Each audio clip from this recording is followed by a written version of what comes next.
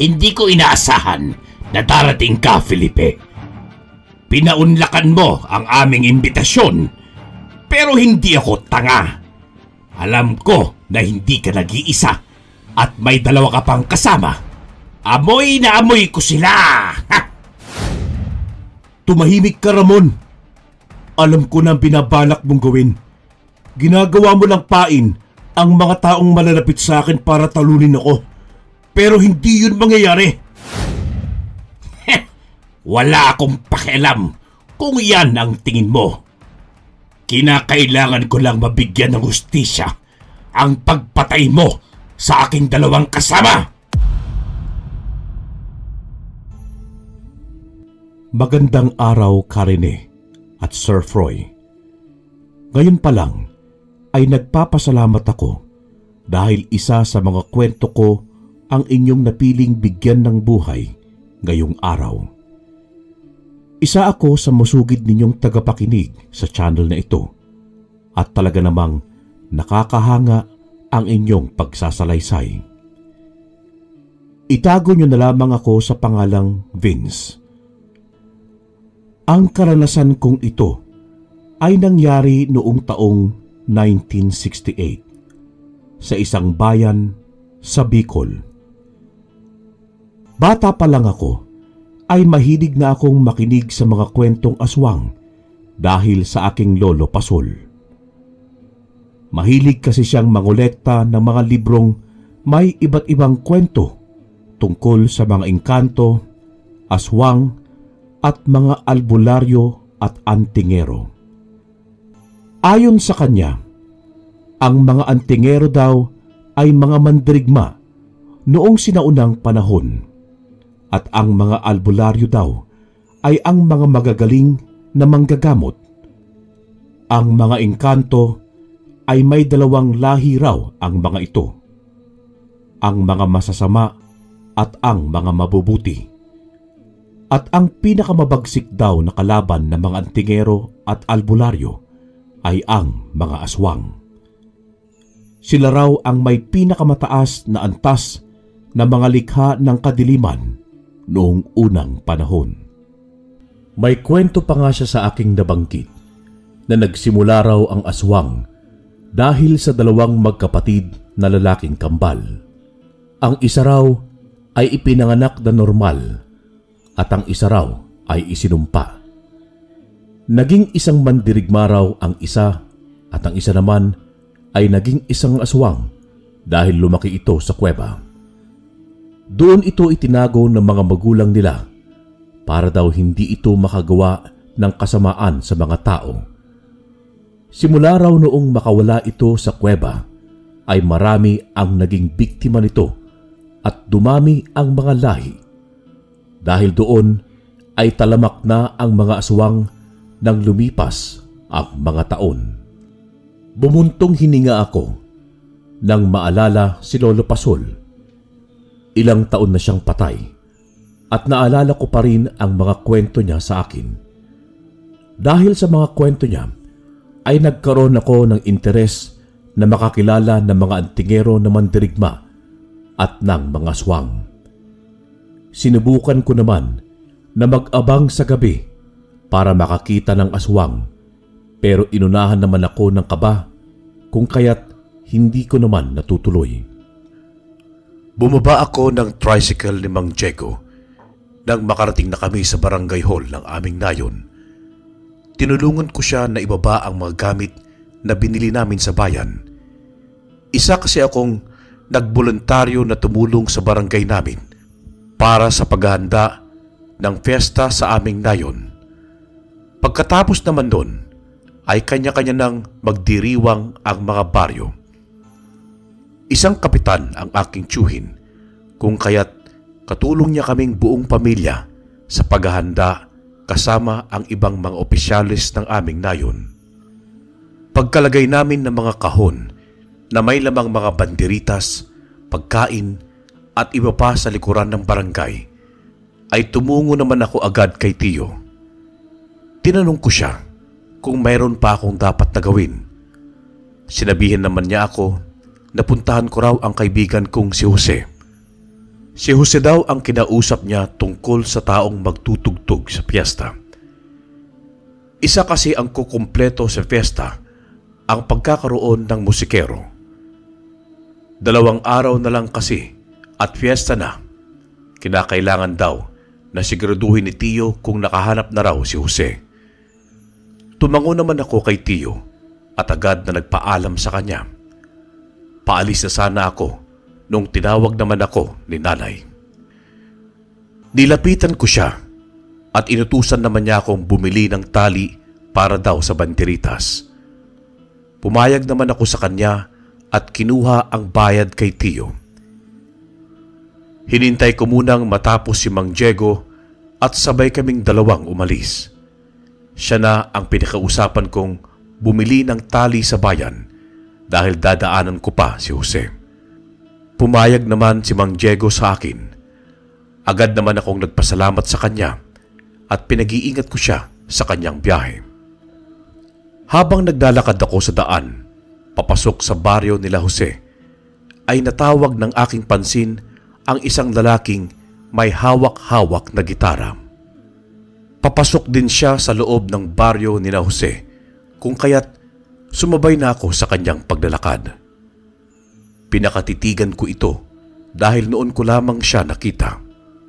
Mukha siyang dayo.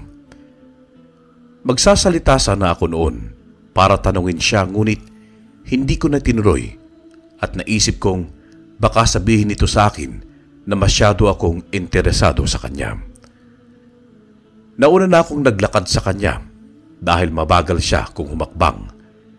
Isa pa ay mukhang wala siya sa sarili at malalim ang kanyang iniisip.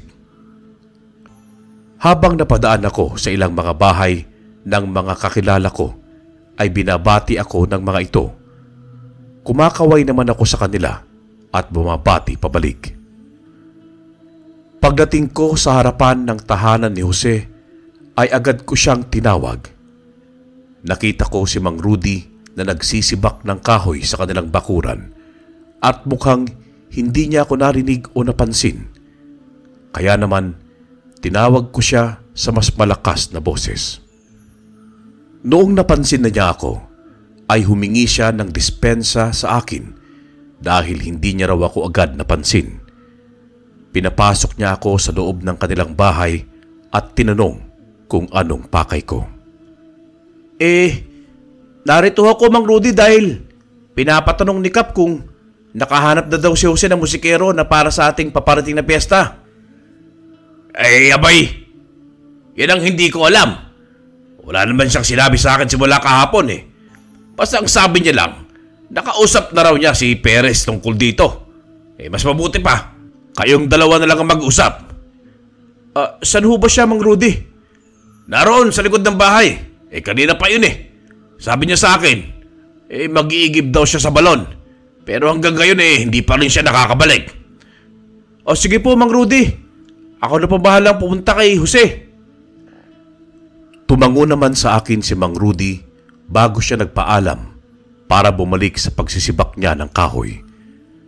Ako naman ay agad na tumungo sa likuran ng kanilang bahay para makausap ang aking kaibigan. Hinanap ko roon si Jose. Natatanaw ko siya sa hindi kalayuan. Nagsasalin siya ng tubig sa 2 banga.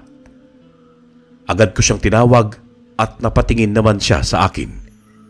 Hinintay niya ako makalapit sa kanya bago niya ako binati.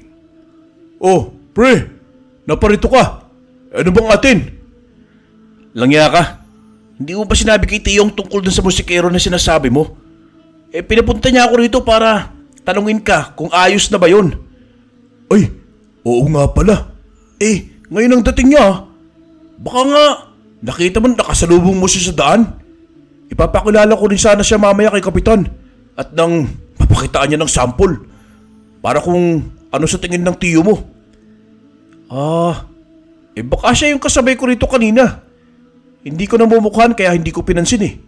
Mas mainam nga na ipakilala mo siya kay Tio nang siya ganun makilatis niya. Magaling yun. Kaibigan yun ng pinsan ko sa kabilang bayan.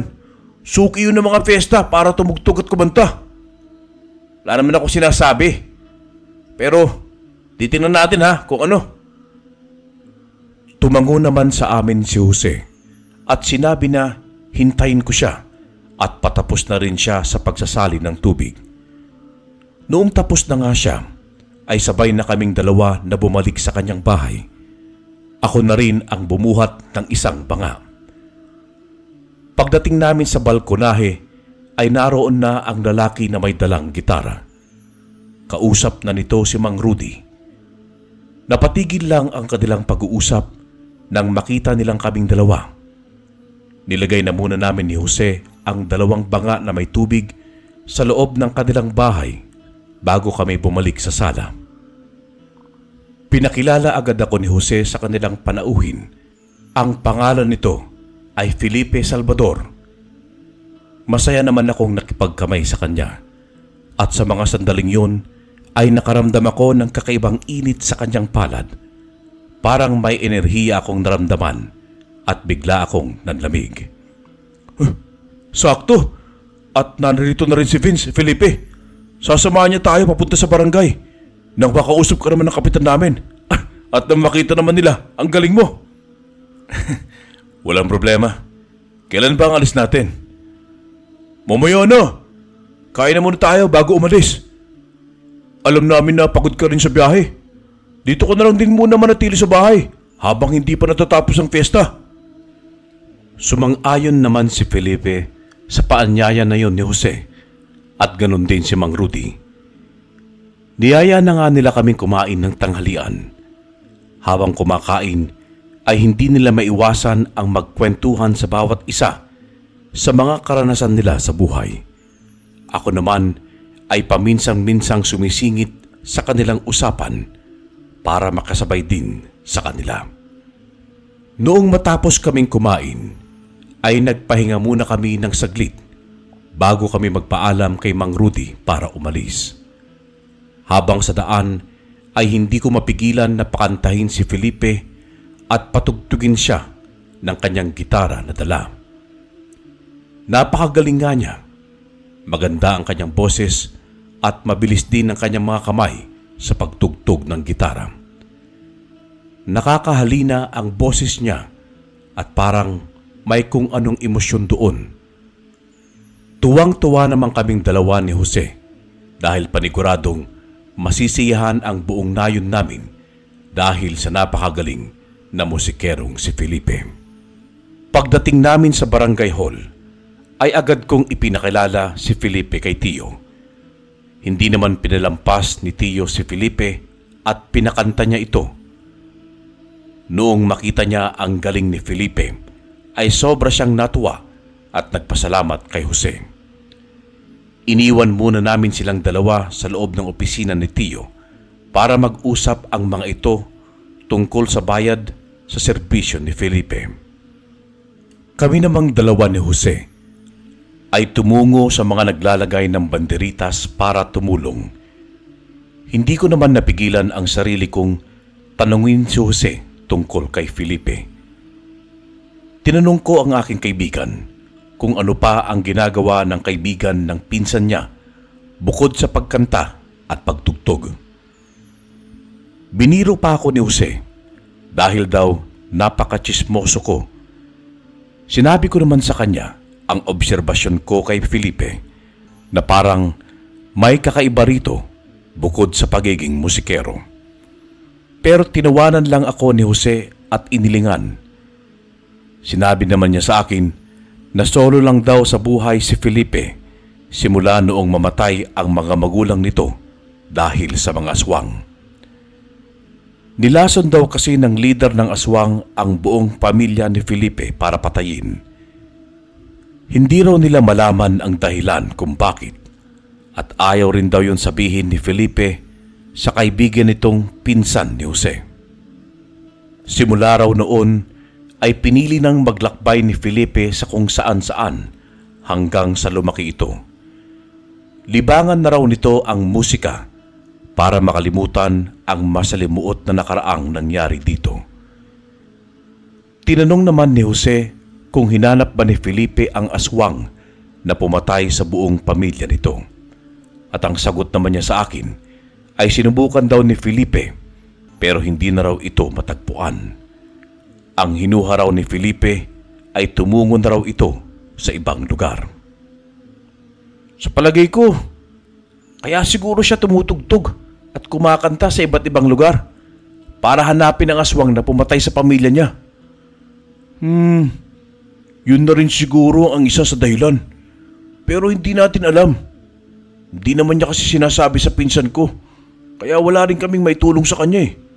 Isa pa, nirerespeto rin namin si Felipe sa kung anong desisyon niya sa buhay. Tumango ako sa kasumang-ayon kay Jose.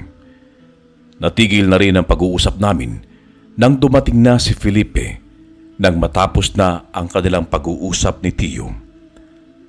Niyayan na rin nito si Jose na umuwi para makapagpahinga. Nagpaalam naman silang dalawa sa akin bago sila tuluyang umalis.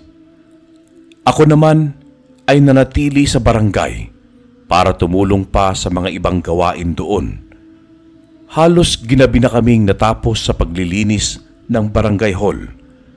Kasama ko si Tio ng mga sandaling yon at nagpaalam na ang lahat at kami na lamang na dalawa ang natira.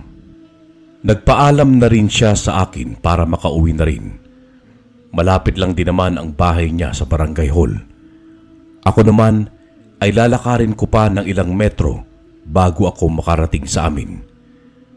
Nasa looban pa kasi ang bahay namin at dadaan pa ako sa gubat. Hiniram ko na lamang ang gasera ng barangay para may ilaw ako pauwi. Habang sa kalagitnaan ng aking paglalakad papasok sa isang gubat, ay bigla na lamang akong napatigil sa aking paglalakad nang makarinig ng mahinang kaluskos. Inilawan ko ang pinagmulan nito. Pero wala naman akong nakita na kahit ano. Binaliwala ko ito at inisip na baka mga insekto lamang yon o kaya ligaw na hayop sa gubat. Kaya't nagpatuloy na lamang ako sa aking paglalakad at hindi pinansin ang kaluskos na yon. Nang nasa madilim akong parte ng gubat, ay ganun na lamang ang pagtayuan ng mga balahibo ko sa aking batok at buong katawan. Pakiramdam ko ay may nakatingin sa akin mula sa mga nagtataasang mga puno. Nilakasan ko ang aking loob ng mga sandaling yon. Nagdasal ako ng malakas para mapalayo kung anumang nilalang ang nakamasid sa amin ng gabing yon. Ganon na lamang ang panginginig ng aking buong kalamnan nang marinig ko ang mabigat na hininga mula sa aking tagiliran. Unti-unti akong lumingon sa aking kanan at halos mawalan ako ng hininga nang sumalubong sa akin ang nanlilisik at mapupulang mga mata. Sa gulat at takot ko ay hinampas ko rito ang dala kong gasera. Hindi ako tumigil hanggang hindi yun nawawasak o mapatay ang aswang na nasa aking harapan. Galit na galit ang aswang na binalibag ako sa mga punong kahoy. Napadaing ako at parang nawawalan ng hininga noong tumama ang likuran ko sa isang puno ng kahoy. Hindi pa ako nakatayo nang muli akong sugurin ng aswang. Nanlilisik ang mga mata niyang sumugod sa akin. Akma na sana niya akong kakalmutin gamit ang mga mahaba niyang kuko nang mapatigil siya nang marinig ang isang tugtog ng gitara sa hindi kalayuan. Bumaling ang aswang sa pinagmumulan ng tugtog. Ako naman ay sunod-sunod ang paglunok ko ng aking laway habang taas-baba ang aking dibdib. Pinagmasdan ko ang postura ng aswang at nakakatakot ang anyo nito. Puno ang balahibo ang buong katawan nito habang matatalas ang mga kuko sa kamay at paa. Parang aso ang kanyang anyo at nakabaluktot ang kanyang likuran, pero ang mga paa niya lamang ang nakalatag sa lupa. Ang mga ngipin, naglalaway siya, may mapula at mapapangis na mga mata. Mas lalong lumakas ang tugtog at doon na naingayan ang aswang. Napahawak ito sa kanyang tenga at umuungol na para bang nasasaktan. Kinuha ko ang pagkakataon na yon para makatakas. Ngunit ang bawat hakbang ko ay parang may mabigat na bagay ang nakadagan sa akin at hindi pa ako nakakalayo ng tuluyan sa aswang. Hinanap ng aking mga mata ang pinagmulan ng tugtog at natanaw ko ang isang lalaki na may hawak na isang gitara. Pinasingkit ko ang aking mga mata para maaninag kung sino ang lalaki. Nanlaki ang aking mga mata nang makilala ko ito kung sino. Si Felipe Asuncion, ang musikero na ipinakilala sa amin ni Jose. Nagtago ako sa isang malaking puno para hindi ako makita ng aswang. Pinagmasdan ko si Felipe na kinakaskas ang kanyang gitara, dahilan para maglikha yon ng malakas na tugtog. Patuloy niya yung ginagawa habang naglalakad palapit sa aswang. Ang aswang naman ay mas lalong lumakas ang kanyang ungol habang nakatakip ang kamay nito sa tenga. Unti-unting napaluhod ang aswang na para bang nahihirapan itong kumilos dahil sa ingay niyang naririnig mula sa gitara ni Felipe. Nanghina ang aswang at bumaluktot sa lupa. Pilit nitong nilalabanan ang maingay na tugtog mula sa gitara ni Felipe. Makalipas ang ilang sandali ay itinigil na ni Felipe ang pagkaskas niya sa kanyang gitara at nilapitan ang aswang na naghahabol na ng hininga ng mga sandaling yun. Yumuko si Felipe at hinugot mula sa kanyang baywang ang isang punyal na kulay tanso. Napakatalas at napakatulis ng dulo nito at mukhang bagong-bago. Itutusok na sana niya yon sa puso ng aswang nang may bigla na lamang dumating na isa at sinipa nito ng malakas si Felipe. Tumilapon si Felipe sa hindi kalayuan pero nakatayo naman agad siya pagkatapos bumagsak. Hinarap niya ang bagong aswang na dumating. Ngumiti siya at malakas na kinaskas ang kanyang gitara, dahilan upang lumikha na naman yon ng ingay. Nagulantang ang bagong dating na aswang at tila ba nasasaktan ito sa naririnig na tunog ng gitara. Sinabayan pa ni Felipe ang kanyang tugtog ng kanta. Mas lalong nagwala ang bagong dating na aswang at ang kasama nito na nanghihina na. Mabilis na tinakbo ni Felipe ang pagitan ng aswang. Sinamantala niya ang pagkakataon na naiingayan ang mga ito at sa kanya mabilis na sinaksak sa puso ang dalawang aswang. Sumigaw ang dalawang aswang na puno ng hinagpis at pagkapuot. Nagwala silang dalawa at nagpumiglas mula kay Felipe, pero hindi nila kaya ang lalaki. Mas malakas si Felipe sa kanila, lalo pa at nangihina na ang mga ito dahil sa epekto ng tugtog ng gitara kanina. Nangisay ang mga aswang nang matapos ang mga ito na magsuka ng kanilang dugo at itim na bertud. Sinira yun ni Felipe saka siya kumuha ng mga dahon at isang bote na nasa kanyang likuran. Ibinuhos niya ang laman ng bote sa katawan ng dalawang aswang at ang apoy na mula sa gasera na aking dala ay mabilis niya yung itinapon sa dalawang bangkay ng aswang. Pinagmasdan naming dalawa ang pagkatupok sa katawan ng mga ito. Nang masiguro ko na ligtas na ako, ay mabilis akong lumabas mula sa aking pinagtataguan at lumapit kay Felipe. Hindi siya nagulat na naroon ako sa kanyang tabi. Sa halip ay nanatili siyang tahimik. Itinaas pa niya ang kanyang dalawang kamay sa ere at saka ipinikit ang kanyang mga mata. Dinasalan niya ang dalawang katawan ng aswang habang nagdarasal. Hinintay ko siyang matapos bago ko siya tinanong. Bumuntong hininga si Felipe at sa kanya ako binalingan. Inayos niya muna ang kanyang gitara at sinagot ako. Isa akong antingero at tungkulin ko na sugpuin ang mga aswang at masasamang nilalang. Sana'y manatili lamang na lihim ito. Ayoko malaman ng lahat ang tungkol sa tunay kong pagkatao.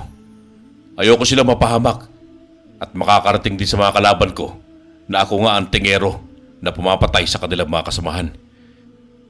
Makakaasa ka sa akin, Felipe. Hindi talaga ako makapaniwala na makikilala ko ang tulad mo na isang antingero.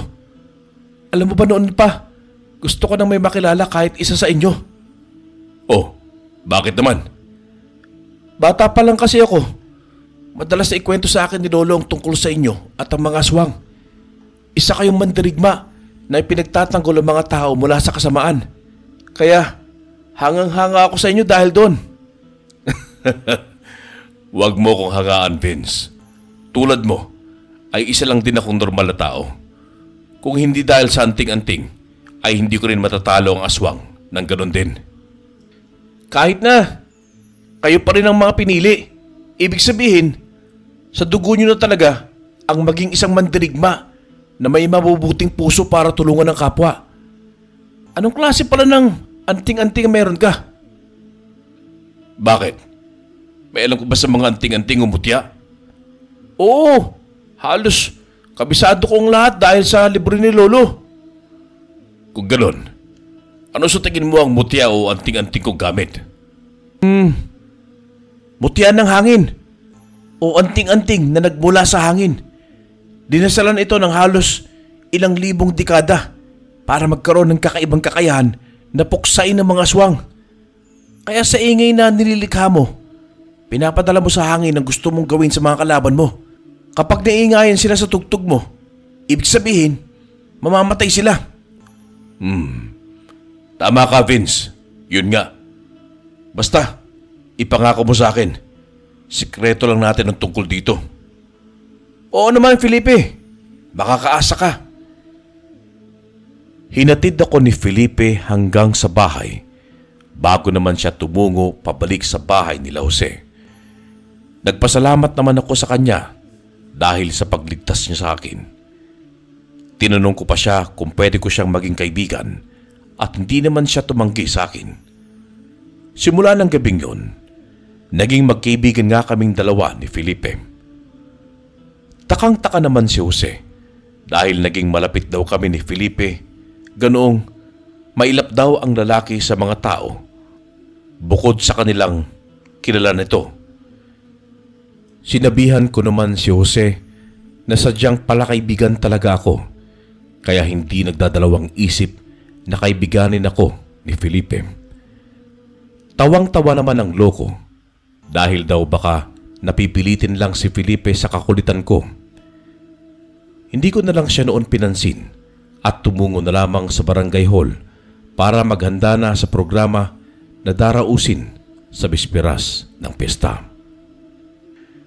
May mga palaro kasi si Tio kung saan may premyo kung kaya't maraming mga kabataan ang kasali. Hapon na nang magkaroon ng programa at inanunsyo ang mga lalaban para sa kinaumagahan. Napakasaya ng mga naglaro at ng mga taong pumunta sa simpleng programa na inihanda ni Tio. Kinagabihan naman ay may patugtog para sa buong nayon.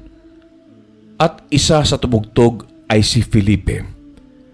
Maraming umindayog sa mga tugtog ni Felipe at nakisabay sa kanya. Tuwang-tuwa naman kaming dalawa ni Jose para sa kanya. Kaya noong matapos siya, ay sinalubong namin agad siya para batiin. Nagpasalamat naman siya sa amin at nakisabay na rin sa musika na pinatugtog mula sa mga naglalakihang instrumento sa pagtugtog. Nagkaroon ng inuman sa bahay ni Tio, kaya niyaya ko sila Jose at Felipe at maging si Mang Rudy. Tinanong ako ni Felipe kung saan daw ang mga magulang ko at sinagot ko naman siya. Matagal na akong iniwan ng mga magulang ko, pre. Naghiwalay silang dalawa. Kaya lumaki na talaga ako sa poder ng lolo ko. Noong namatay siya, ay dito ako tumira ka na Tio. Ngunit, hindi rin ako nagtagal at umalis din ako sa kanila dahil nahihiya ako. Ayaw ko ring isipin nila na baka pabigat ako. Kaya simula nun, binubuhay ko na din ang sarili ko. Pero paminsan-minsan, tinutulungan nila ako ni na Jose at Tio. Napakahirap naman pala ng mga pinagdaanan mo. Lalo at mag-isa ka lang sa buhay. Ramdam ko rin ang bagay na ganyan. Dahil minsan ay mag-isa rin ako namuhay. Pero nang magkaroon ako ng sarili kong pamilya, ay hindi na ako mag-isa. Naging madamdamin ang pag-uusap naming tatlo at nauwi na sa hinaing at kung ano-anong bagay tungkol sa buhay naming lahat. Noong matapos kaming mag-inuman, ay niyaya ko sila Jose at Felipe at doon na sila matulog sa bahay ni Tio, pero mariin silang tumangging dalawa. Sinubukan ko ulit silang pigilan dahil nag-aalala ko sa kaligtasan nila at baka harangan sila ng mga aswang sa daan. Pero tinapik ako sa aking balikat ni Felipe at sinabi niya sa akin na siya na raw ang bahala kay Jose. Hindi naman ako umangal doon at agad ko naman siyang pinayagan. Isa pa, malaki rin ang tiwala ko kay Felipe na hindi niya pababayaan ang kaibigan kong si Jose. Kinaumagahan nga ay maayos naman silang dalawa at nakapunta pa sa barangay hall para sa araw ng pista. Nagsasayawan pa ang lahat sa gitna ng entablado habang tumutugtog si Felipe. 12:00 ng hating gabi natapos ang tugtugan at pinauwi na lahat ni Tio ang tao. Ngunit habang nag-aayos ako ng upuan at ibang gamit, natigil ang aking paningin sa isang lalaki na nakakubli sa dilim. Nakatingin ito sa direksyon ni Felipe at Jose. Nagkunwari ako sa mga sandaling yon na hindi ko ito nakita o napansin. Pasimple akong lumapit kay Felipe at sinabi sa kanya ang nakita ko, habang kunwari ay tinutulungan ko siyang buhatin ang mesa.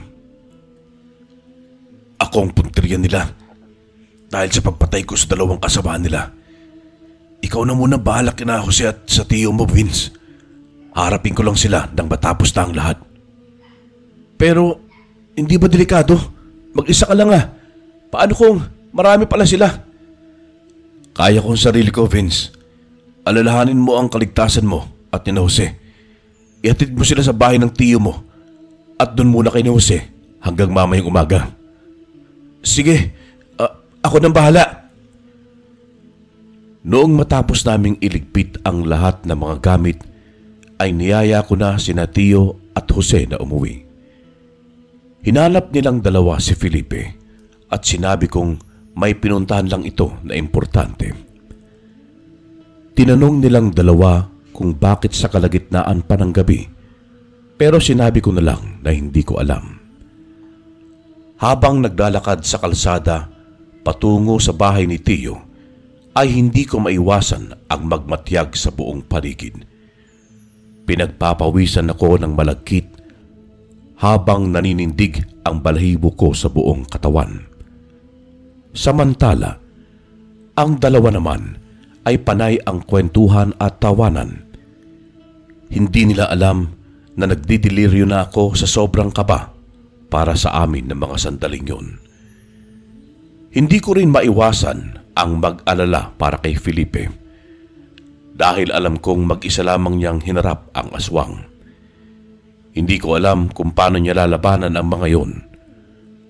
Noon ko rin naisip kung paano naging grupo ang mga aswang, gayong iilang tao lamang ang pinagsuspetsahan sa aming nayon na mga aswang. Nang makarating na kami sa bahay ni Tio, ay agad kong pinagpahinga si Jose. Nasa iisa kaming silid na dalawa. Tulog na siya, samantalang ako ay dilat na dilat ang mga mata. Tiningnan ko si Jose sa aking tabi at sinigurado kong tulog na tulog siya bago ako bumangon ng dahan-dahan. Lumabas ako ng aming silid at tumungo ako sa kusina ng bahay ni Tio. Kumuha ako ng bawang, asin at kalamansi. Nilagay ko ang mga yon sa aking bulsa. Pagkatapos noon ay naghanap ako ng punyal o tabak na maaari kong magamit para harapin ang mga aswang kung sakaling makasalubong ko sila sa daan. Madali ko lang naman mahanap si Felipe kung nasaan siya dahil sa kanyang pagtugtog ng gitara. Kaya naman, bumalik ako sa silid naming dalawa na tinutulugan ni Jose at dumaan ako sa bintana. Pagkalabas ko ay agad ko naman yung sinara. Kumuha ako ng sulo para may ilaw ako sa daan. Habang naglalakad sa kagubatan ay panay ang dasal ko na sana ay ligtas si Felipe. Ilang sandali pa ay napatigil ako sa aking pagdalakad nang makarinig ako ng ungol ng isang baboy. Nagmumula yon sa aking likuran at mukhang kanina pa ito roon.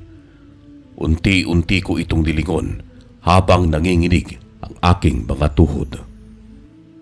Sumalubong sa akin ang nagbabaga nitong tingin habang humihinga ng malalim. Noon lamang ako nakakita ng isang aswang na baboy ramo. Nakakatakot ang itsura nito at parang isang demonyo. Mahaba ang mga pangil at naglalaway sa sobrang gutom. Napakaitim nito at napakalaki na kasing laki ng isang tao. Pambihira naman oh. Tumakbo ito patungo sa akin. Gusto kong igalaw ang aking mga tuhod ng mga sandaling yon, pero hindi ko magawa. Kahit anong sigaw ko sa aking sarili na kailangan ko ng tumakbo, pero ayaw makisama ng katawan ko. Napasinghap na lang ako nang malapit na sa akin ang baboy ramo. Sa sobrang kaba ko ay naipikit ko na lamang ang aking mga mata. Susunggaban na sana ako ng baboy ramo nang bigla na lamang may tumulak sa akin, dahilan para makaiwas ako sa baboy ramo na aswang. Pagbangon ko mula sa pagkakatumba ay hinanap ko kung sino ang tumulak sa akin. Nakita ko si Felipe na nakatayo habang kaharap ang baboy ramo. Umungol ang aswang na para bang galit na galit ito at gusto nang patayin si Felipe. Tumawa ng bahagya si Felipe at tumingin sa akin. Sinenyasan niya akong tumungo sa kanyang likuran, kaya dali-dali naman akong tumakbo patungo sa kanyang kinaroroonan. Hindi ba't sinabi ko sa iyo na huwag ka nang sumunod at ako nang bahala na makipaglaban sa kanilang lahat? Bakit ka pa sumunod dito? Nag-aalala ako para sa iyo eh. Gusto ko lang makatulong.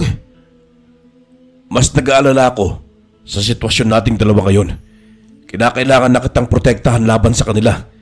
Imbes na wala akong isipin, kundi ang sarili ko lang. Kung ganon, aalis na lang ako. Parang kasalanan ko pa na nag-aalala lang ako sa kaligtasan mo. Hindi porkit mahina ako at walang anting-anting, hindi ko na kaya makipaglaban. Paano kung hindi pa kita naitulak kanina ha? Patay ka na sana ngayon. Di sana, hinayaan mo na lang ako. Bakit mo pa ako niligtas, ha? Hindi ko maiwasan ang magalit kay Felipe ng mga sandaling yun. Dahil pakiramdam ko, sinasabi niya sa akin na mahina ako. Napabigat lang ako sa kanya at hindi ko siya matutulungan. Umalis ako sa likuran niya at binunot ko ang itak na aking dala. Tumakot ako ng asin mula sa aking bulsa at hinarap ko ang paparating na aswang. Sinigawan ako ni Felipe na wag daw akong kikilos dahil mapapahamak lamang ako, pero hindi ako nakinig sa kanya. Hinarap ko ang aswang na patungo sa aking direksyon.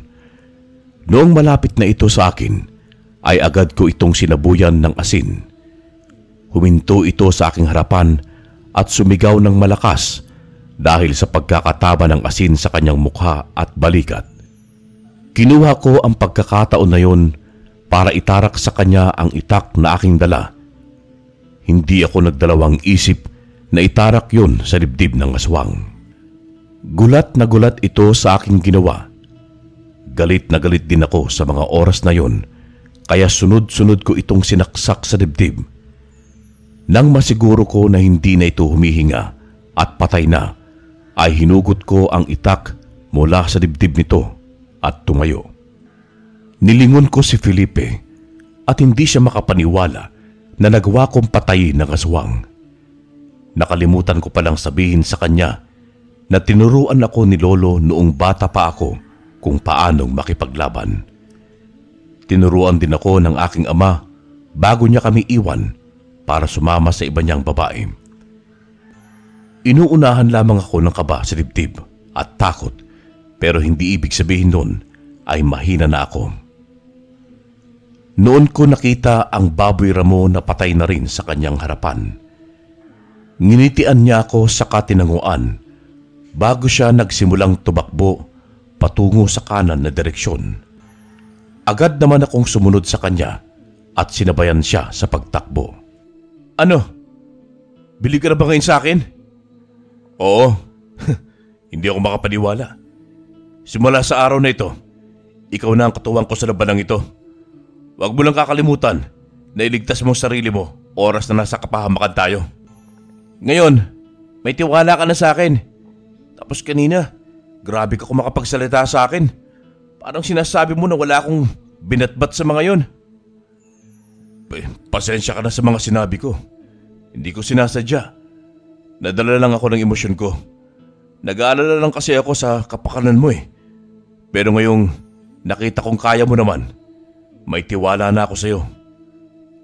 Ngumiti ako sa sinabing yon ni Felipe. Sumunod ako sa kanyang likuran at mas binilisan namin ang pagtakbo. Tumungo kami sa dulo ng gubat at may natanaw kami roong 3 aswang at mukhang naghahanap ng mabibiktima.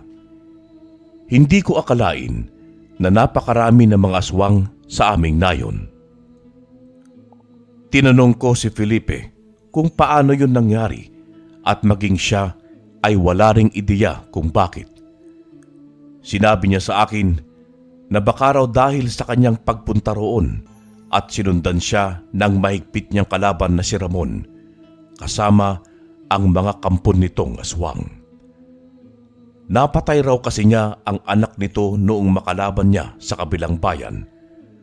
Simula raw noon ay labis ang galit ni Ramon sa kanya at gusto siya nitong patayin. Halos 2 linggo raw na hindi nagparamdam sa kanya si Ramon, kaya inakala niya na nakalimutan na nito ang kanyang ginawa. Hindi niya akalain na pinaghandaan daw pala ng aswang ang paglusob sa kanya para siya ay patayin. Kaya hindi ko hayaan na may madami na kahit sino dito sa ating nayon. Vince, kailangan ko siguraduhin na wala silang sasaktan dahil ayoko madami kayo sa aming laban. Bukas na bukas din ay aalis na agad ako para hindi na mapahamak ang baryo ninyo. Tumango naman ako sa kanya dahil nirerespeto ko kung anuman ang desisyon niya.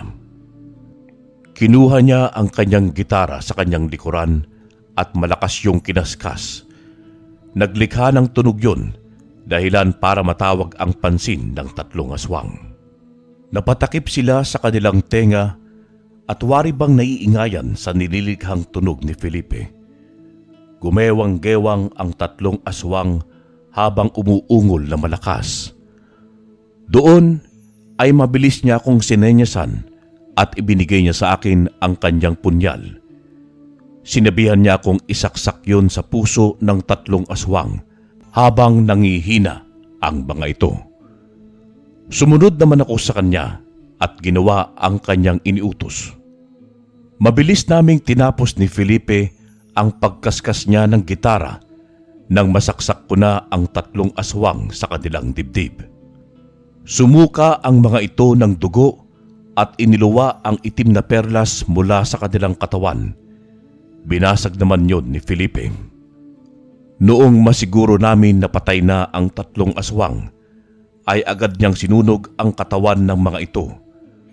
Mabilis kaming bumalik na 2 sa bahay ni Tio at dumaan ako sa bintana at siya naman ay nanatili sa labas. Niyaya ko siya sa loob pero umiling siya at doon siya natulog sa balkonahe ng bahay ni Tio. Kinabukasan ay nagising na kaming dalawa ni Jose. Nagulat pa kaming dalawa nang doon na si Felipe at kumakain ng almusal kasama si Tio. Binati naman kami ni Tia at ang anak nila ni Tio na si Abiel. Niyaya naman nila kaming kumain ni Jose na hindi naman namin tinanggihan. Pagkatapos ng almusal ay kinausap kaming tatlo ni Tio. Nagpasalamat siya sa amin ni Jose dahil daw sa pagtulong namin sa kanya sa paghahanda ng pista sa aming nayon. Kung hindi raw kami tumulong sa kanya, ay baka raw hindi magiging maganda ang kalalabasan ng piyesta. Nagpasalamat din siya kay Felipe at binigyan niya ng pera ang musikero dahil sa serbisyo nito. Nagpaalam na rin kami ng araw na yon kay Tio para na rin umuwi kami sa aming bahay. Tutungo na sana ako noon sa aking bahay nang tawagin ako nila Felipe at Jose para daw uminom kahit na saglit. Hindi naman ako tumanggi sa kanilang dalawa at agad nang sumama. Tumungo muna kami sa tindahan para bumili ng lambanog bago tumungo sa bahay nila Jose.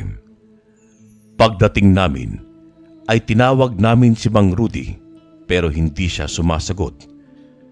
Naglibot pa si Jose sa likuran ng kanilang bahay para siguraduhin at baka naroon sa balon ang kanyang ama, pero maging doon ay wala ito.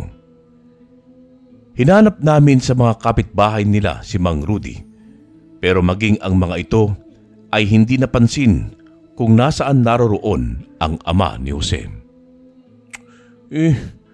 Saan kaya siya pumunta? Wala namang ibang pupuntahan yun maliban lang dito sa bakuran namin at sa bukid. Puntahan na lang kaya natin siya sa bukid, ha Jose? Baka naroon lang siya. Sige na nga, pupuntahan ko siya roon. Pwede bang dito lang ako? Hanapin ko siya rito sa buong baryo ninyo. Magkita-kita na lang tayo rito sa bahay mo kapag natapos na tayo sa paghanap. Tumango naman kami sa sinabing yon ni Felipe. Nang matapos ang pag-uusap naming tatlo, ay naghiwa-hiwalay na kami. Kaming dalawa ni Jose ay tumungo sa bukid para doon hanapin si Mang Rudy. Hindi maiwasan ni Jose ang mag-alala para sa kanyang ama. Kaya naman, dinamayan ko siya noong umiyak siya. Sinabihan ko siya ng ilang beses na gagawin namin ang lahat para lamang mahanap si Mang Rudy. Bumaba uli kami ng bundok at tumungo sa kanilang bahay. Wala pa roon si Felipe, kung kaya't hinintay namin siya roon. Lumipas ang ilang sandali at dumating na siya. Hingal na hingal si Felipe at mukhang tinakbo niya halos ang buong baryo para lamang mahanap si Mang Rudy. Wala siya sa buong baryo. Wala raw sa kanyang nakakita. May alam ba kayong albularyo sa baryong ito? Nagkatinginan kaming dalawa ni Jose sa katumango dahil doon ay pinaturo sa amin ni Felipe kung saan ang bahay ng albularyo. Sumama kami sa kanyang dalawa at pagdating namin sa bahay ni Mang Edu ay agad niyang pinagawa ng ritual ang albularyo. Pinahanap niya rito kung nasaan si Mang Rudy. Nagulat na lamang kami nang sinabi nito na nasa kamay ito ng mga aswang.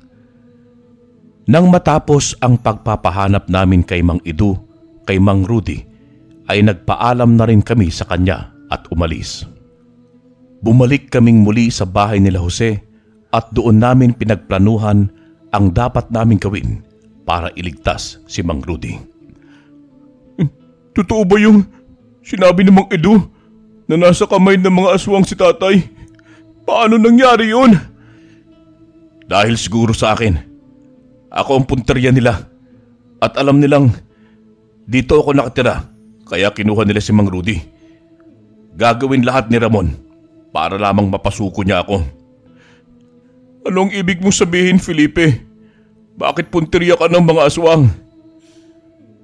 Doon na napilitang ipaliwanag ni Felipe ang lahat kay Jose para maunawaan nito kung bakit.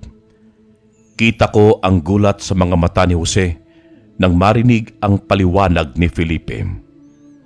Maging siya ay hindi makapaniwala na isang antingero ang kaibigan ng kanyang pinsan. Kung ganun, paano natin maliligtas ang tatay ko? Alam ko nang gagawin, pero kinakailangan ko ang tulong niyong dalawa ni Vince. Ako ang bahala sa ilang aswang. At kayong dalawa, hanapin ninyo si Mang Rudy kung saan siya itinago ng aswang. Vince, alam ko na may kakayahan ka sa pakikipaglaban at kailangan kong protektahan mo si Mang Rudy at Jose para walang mangyari sa kanilang masama. Sige, Felipe, ako ang bahala sa kanila. Noong nakapagplano na nga kaming tatlo, ay agad kaming naghanda ng mga gagamitin namin sa paglusob sa kinaroroonan ni Ramon. Binigyan ko ng kalamansi at asin si Jose at maging ng isang punyal. Ganon din ang aking dinala. Hindi na muna kami sumugod sa kinaroroonan nila ni Ramon sa takot na baka madamay ang ibang tao sa gagawin naming pagsugod. Kaya hinintay namin na sumapit ang dilim. Nang 6:00 na ng gabi, ay nagdasal muna kami sa harap ng altar para humingi ng tulong at proteksyon sa Diyos. Nang handa na kami, ay tumungo kami sa gubat para harapin si Ramon at ang mga kampon nito. Naghiwalay kami ng direksyon na tatlo. Mag-isang sumugod si Felipe sa bahay na tinutuluyan nila Ramon at kami namang dalawa ni Jose ay tumungo sa likurang bahagi. Tol, kapag nakakita ka ng aswang, huwag kang matatakot. Kasi kapag inunahan ka ng takot, gaya ko, ay baka mapahamak ka. Sige, susundin ko yan. Tinahak naming dalawa ni Jose ang daan patungo sa likuran ng bahay nila Ramon. Agad kaming nagkubli sa isang malaking puno nang makita namin ang halos nasa 10 mga kalalakihan na naroon at nanatiling nakatayo sa bawat sulok ng paligid. May isang lalaking nakaupo sa isang balkonahe habang nagbabantay ito sa walang malay ni si Mang Rudy. Agad kong pinigilan si Jose nang akma na sana siyang susugod doon sa lalaki. Nakita namin si Felipe at tinawag niya si Ramon. Tumayo ang lalaki na nakabantay kay Mang Rudy at doon namin napagtanto na si Ramon ang lalaking yun. Hindi ko inaasahan na darating ka, Felipe. Pinaunlakan mo ang aming imbitasyon, pero hindi ako tanga. Alam ko na hindi ka nag-iisa at may dalawa ka pang kasama. Amoy na amoy ko sila! Ha! Tumahimik ka, Ramon. Alam ko na ang binabalak mong gawin. Ginagawa mo lang pain ang mga taong malalapit sa akin para talunin ako. Pero hindi yun mangyayari. Wala akong pakialam kung yan ang tingin mo. Kinakailangan ko lang mabigyan ng hustisya ang pagpatay mo sa aking dalawang kasama. Kasalanan nila kung bakit ko sila tinapos ng gabing yun. Kung hindi sana sila naghanap ng kanilang bibiktimahin, hindi yun mangyayari. Subalit sinuway nila ang kasunduan nating dalawa. Malinaw naman sa'yo, mula sa simula, na huwag kayong maghasik ng lagim. Ngunit ginawa niyo pa rin. Wala akong pakialam sa kasunduan natin. Matagal na yung sira, kaya papatayin kita. Ngumiti si Felipe at kinuha ang kanyang gitara sa likuran. Sinimulan na niya yung kaskasin. Unti-unti namang nagpalit ng anyo ang mga aswang na kampon ni Ramon at nilalabanan ang kapangyarihang taglay ni Felipe. Pero kahit na ano ang pigil nila, ay hindi nila maiwasan ang malakas na tugtog. Bigla silang napatakip ng kanilang mga tenga at bumaluktot sa lupa. Umaalulong ang mga ito na tila ba nasasaktan sa bawat notang binibitawan ni Felipe. Pero labis ang gulat namin ni Jose nang hindi man lang nito tinatablan si Ramon. Doon ko hinila si Jose para gawin ang bagay na gustong ipagawa sa amin ni Felipe. Ayaw pa gumalaw ni Jose noong una dahil sa takot at kaba, pero agad ko siyang binatukan nang magising siya sa katotohanan. Bilisan mo, Jose! Bago pa mapuruhan ni Ramon si Felipe! Oo! Saglit lang! Tumakbo kaming dalawa at inisa-isa naming pinagsasaksak sa puso ang mga kampon ni Ramon. Sumuka ang mga ito ng dugo kasama ang itim na bertud. Sinabihan ko si Jose na saksakin yon para hindi na sila makapaminsala ng ibang tao para maging aswang ulit. Noong naubos na namin ang kampon ni Ramon, ay agad naming kinalagan si Mang Rudy. Ginising namin siya ni Jose, pero hindi pa rin siya nagkakaroon ng malay. Binalingan namin si Felipe nang marinig namin ang sigaw niya. Dali mo si Mang Rudy sa bahay ni Mang Edo! Alam niya ang kay gagawin kay Mang Rudy, Jose! Sabihin mo, nagaling siya sa kamay na mga aswang! Kinakailangan ko lang tulungan si Felipe. Mukhang hindi niya kakayanin mag-isa si Ramon. Sige pare, mag-iingat kayong dalawa. Tumango ako kay Jose at tinulungan ko siyang pasanin niya si Mang Rudy sa kanyang likod. Hinintay ko muna na makaalis silang dalawa bago ko binalingan si Felipe at Ramon na nagpapalingitan ng suntok at sipa. Kumuyom ang kamao ko at humugot ako ng malalim na hininga. Dumakot ako ng asin mula sa aking bulsa at maging ng dinurog na bawang. Mabilis akong tumakbo patungo sa kinaroroonan nilang dalawa at sinabi ko yon kay Ramon. Napasigaw siya sa sakit na idinulot nun sa kanyang balat. Lumukso-lukso pa siya na para bang nasusunog siya. Nanlilisik ang kanyang mga mata na bumaling sa akin na siyang ikinangiti ko. Hinugot ko ang punyal na nasa aking baywang at hinarap siya.